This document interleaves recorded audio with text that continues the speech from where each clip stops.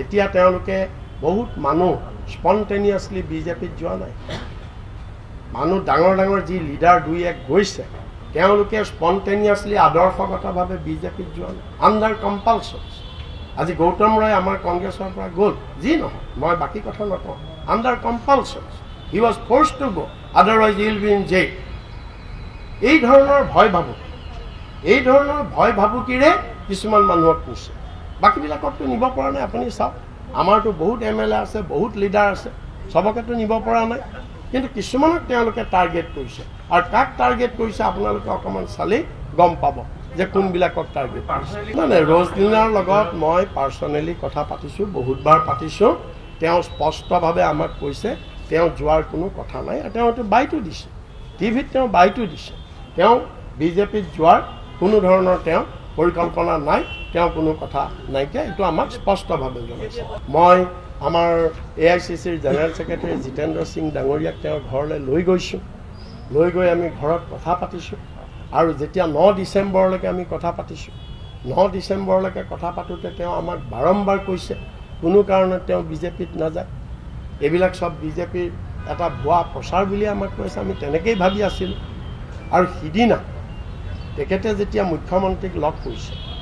মুখ্যমন্ত্ৰীক যেতিয়া লগ কৰিছে লগ কৰাৰ পিছত আমি তেখেতৰ লগত কণ্টেক্ট কৰিব অৱশ্যে পৰা নাই ডাইৰেক্টলি তেখেতৰ ফোন বন্ধ আছিলে কিন্তু অন্যান্য বিভিন্ন মহলেদি যেতিয়া আমি লগ কৰিছোঁ তেতিয়াও তেখেতে একেটাই কথা কৈ আছে সভাপতিৰ পৰা আমি এইকাৰণে অপসাৰণ কৰিছোঁ কাৰণ জিলাখনত গোটেই যেতিয়া আমি তেওঁক ক'লোঁ যে তেওঁ নিজৰ মুখৰ পৰা তেওঁ কণ্ট্ৰাডিক্ট এটা কৰিব লাগে তেওঁ খণ্ডন কৰিব লাগে অস্বীকাৰ যি ধৰণে মিডিয়াত ওলাইছে মুখ্যমন্ত্ৰীৰ ঘৰলৈ যোৱাৰ পৰা ধৰি তেওঁ বিজেপিত যাব বুলি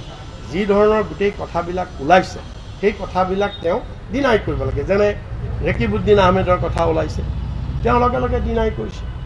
ৰকিবুল হুছেইনৰ কথা ওলাইছে তেওঁ লগে লগে ডিনাই কৰিছে বস কথাটো ষ্টপ তাতে ষ্টপ হৈ গৈছে ঠিক সেইদৰে